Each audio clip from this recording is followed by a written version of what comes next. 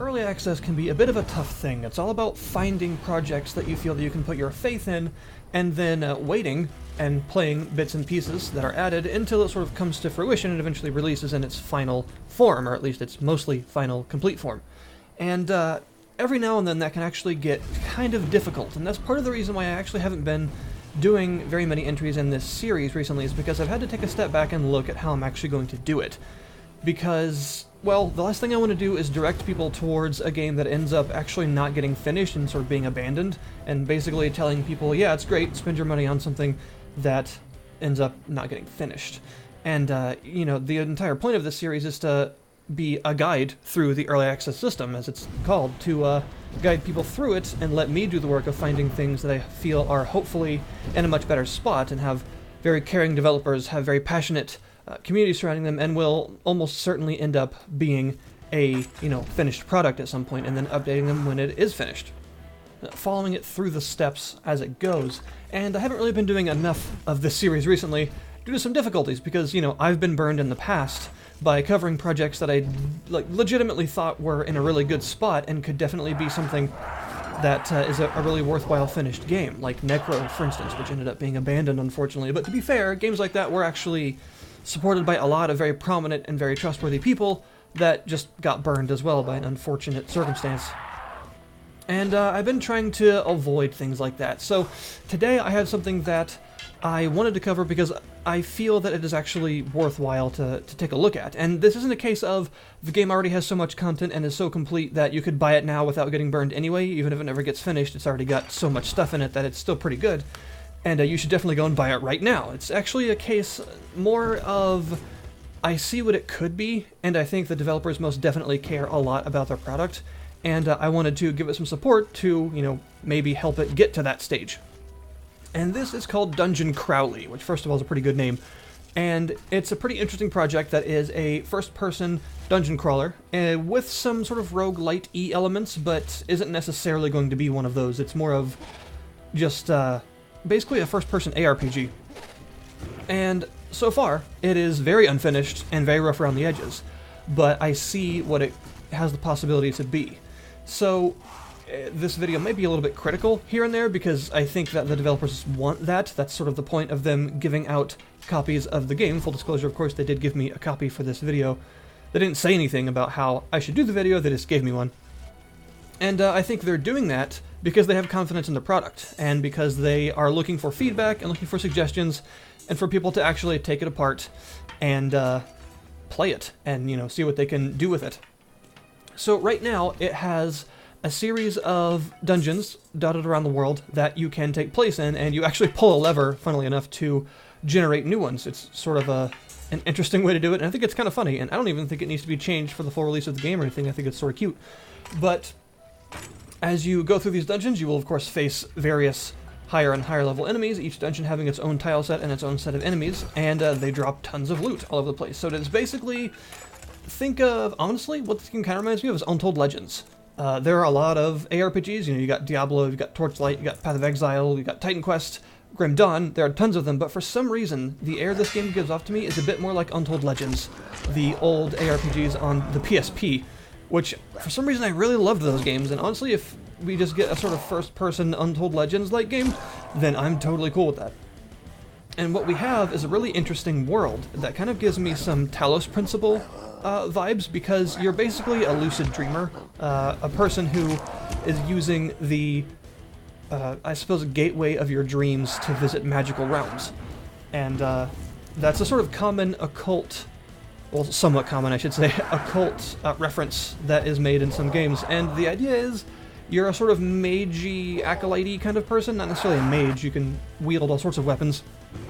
And you're using the gateway of your dreams to visit various worlds. And this creates a sort of juxtaposition of very modern-looking areas and ancient ruins and things like that. Like, you start out with a modern bathroom with, you know, towels and a shower and a bed and a mirror and all sorts of very modern things, and you walk straight out of it into this, like, ancient-looking field with ruins all over it, just lit by torchlight, no electricity at all. And that kind of juxtaposition of old and new gives me Talos Principle vibes, with its sort of open world to explore kind of thing, and that's a really good thing, because I actually really loved that game for a lot of reasons, but one of the main ones was because of its presentation with that sort of old and new, ancient and futuristic style combined. Like here, for instance, is the area that you start in. It's sort of your house, and it's just a kind of crappy looking but mostly modern area. And then you walk out into something that is completely different, which is a fun little experience. And the way the gameplay works is fairly simplified right now. It involves mostly a just singular attack system where every weapon has just an attack that it can do, and you level up and increase one of 3 stats, which will make you do more damage with things of that particular persuasion. If you're going to be wielding a bunch of axes, you should probably level strength, for instance. And I'm playing more of a magey type of build here with lots of spell projectiles flying all over the place because it's fun for me. And the leveling is very basic right now, but they do plan on adding a skill tree, which I think has a lot of possibilities for improving the game. Not only in terms of giving you a lot of extra player choice for how you want to, make your character eventually, but just making it more exciting in general. And one of the things that I feel that something like the skill tree could add that I feel the game is missing right now, just a bigger, more basic thing to get to before some of the more complicated stuff, are movement skills. Because right now, you have a fairly slow run speed, and you can jump, but that's about it. There is no, sprinting. I think adding some sort of sprint or dash or blink or things like that, maybe even multiple of them depending on which skill tree you go down, could be a really interesting little addition to the game because it makes combat more interesting, and it makes everything that you're doing more choice-based because you have chosen to go down a certain path which lets you do certain things that maybe a different character couldn't do. It means the world in a game like this that is very much based on building a character from scratch. There is a pretty good variety of loot as well as several loot rarities and an identification system, where loot can have various statistics bound to it, aside from just the amount of damage that it does, and some of them you do have to find these sort of identification orbs for, which is always fun. And that is a good system in a lot of aRPGs that adds a lot of surprise. You get an identified item and you can't wait to see exactly what it is. And this game definitely has that. Right now it doesn't have any sort of really, really, really high tier stuff like, legendary kind of loot that's obscenely powerful or unique stuff. It doesn't have that yet, but I assume that things like that could very much be in the future. And I will say there is already a pretty surprising amount of actual loot content on offer. There's a lot of tiers of armor, with each one having a reflection on how your character looks, a lot of different weapons that do have a different feel to them, and actually even including the magic weapons, which each fire different projectiles at different rates doing different damage, and that is actually pretty important because, like I said, aRPGs are very much about building your own character, so the more choice and input that you have into that system, the more variety that system has, the better. And there are also, as I mentioned, several dungeon tile sets that change the way the game feels because each one has you going around different types of areas, and this is where I think the game can find another bit of improvement right now, something that could be used in the future, especially before some of the really large updates that add a bunch of extra content, since they are planning on adding more dungeons soon, and even enlarging the current ones, which is good. And that's the idea of navigating them, because they are randomly generated, although they have a lot of handcrafted pieces that are generated together, so they still look quite good and flow in a pretty logical way. One of the biggest things I have as a sort of complaint, I would say, is that the game starts off kind of weak, because the first dungeon is not that great, in my opinion, because it's very claustrophobic feeling and very closed in. And I think in games like this, some sort of closed-in areas are good. And, you have to mix in the sort of big, wide outdoor areas with the more claustrophobic dungeon crawly areas. That's obviously a smart thing to do. But the problem with the whole randomly generated thing is it doesn't translate as well from a 2D rogue-lite kind of space, where you have a top-down view and can see everything around you, to a first-person view where you're exploring everything just as you see it by eye. And I think the game has a really good idea that's been implemented in a couple of the dungeons that needs to be sort of a constant among all of them, in my opinion, and that's the idea of using landmarks to navigate.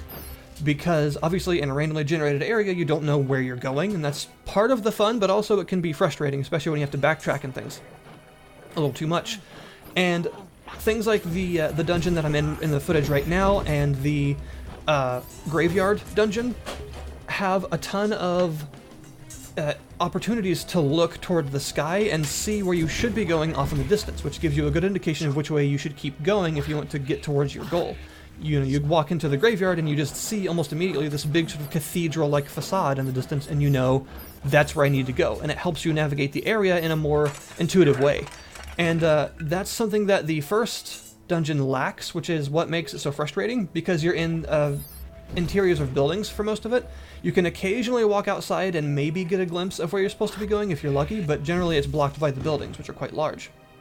So that makes the first set of dungeons, or the first dungeon in general, more difficult and more frustrating to navigate because you don't really have a clear marker of where you're supposed to be going.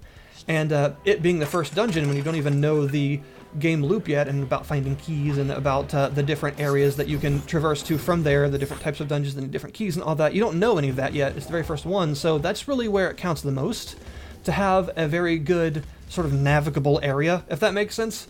And being able to look up toward the horizon and actually see landmarks of the various other transitional areas you can get to is really important, and a really fun way to actually navigate in first person, because I mean that's what we do in pretty much any first person like RPG ever. Even like think of the Elder Scrolls series. You basically, if you're exploring and not going to a specific quest marker or something, you navigate by eye. You look at what's on the horizon and you go from there. And that's pretty much the best, most intuitive, and most enjoyable, in my opinion, way to actually design dungeons and the like, is to make sure that you have, even if you don't have a map, which the game currently does not, I don't know if that's planned or not, I can't really comment on that, but it's to have a good idea of where you should be so that you at least know where to start to get there. And other than that, I think the game is actually on a really good path. The developers very clearly care a lot about their product, and they respond in kind to a ton of comments and concerns and feature requests. They even personally will help people through bug troubleshooting, because of course it helps both parties, right? It helps them figure out the bugs so they can squash them for the next releases, and it helps the person that's actually playing to keep playing the game. And these developers clearly know that and know a bit of what they're doing, and have been very helpful and very supportive of both the community they're trying to build and the game they're trying to build it off of. And I have a lot of respect for that, which makes me want to, you know, do a video like this and cover the game a bit. I think that right now, if you just want to hang off for a little while and not buy it but keep an eye on it, that is a perfectly reasonable stance, because it is feature bare at the moment, but what is here is actually pretty enjoyable and is enough of a sort of vertical slice of what the game is meant to be to give me a really good idea of what they have in store, and to give me a good faith recommendation, is basically what I'm saying. That if it does continue on this path, I think it will be a genuinely very good game, and I definitely want to see it grow. At the time of recording, in about a week or so, they're planning on releasing that patch that includes the potentially new areas and even maybe expanded dungeons at some point. Obviously, that's just at the time of recording. I don't know, you know, I can't comment on any other plans or anything. I'm not a developer, but that's how it's going right now. And that's exciting because more content is good and helps them flesh out new areas. I think that if the game continues on this path, it'll be very much worth playing, and that you should definitely at least maybe wishlist it or keep an eye on it if it is, you know, if first-person RPGs and the like are things that you enjoy, because this is actually shaping up to be a very interesting one that definitely deserves attention. It is available right now for $19 on Steam, which I think is a fairly high price for the amount of content it offers right now, but the thing is, that's also the final price. The price isn't going to go up at all when the release happens, so that's, you know, what it's going to cost the whole time. Probably more for development costs and things. So yeah, that's Dungeon Crowley in its current state. I will definitely be coming back to this after some updates accrue to show you how the game is looking then and give you my opinions further. Thank you very, very much for watching, and the link in the description. I'll see you guys next time.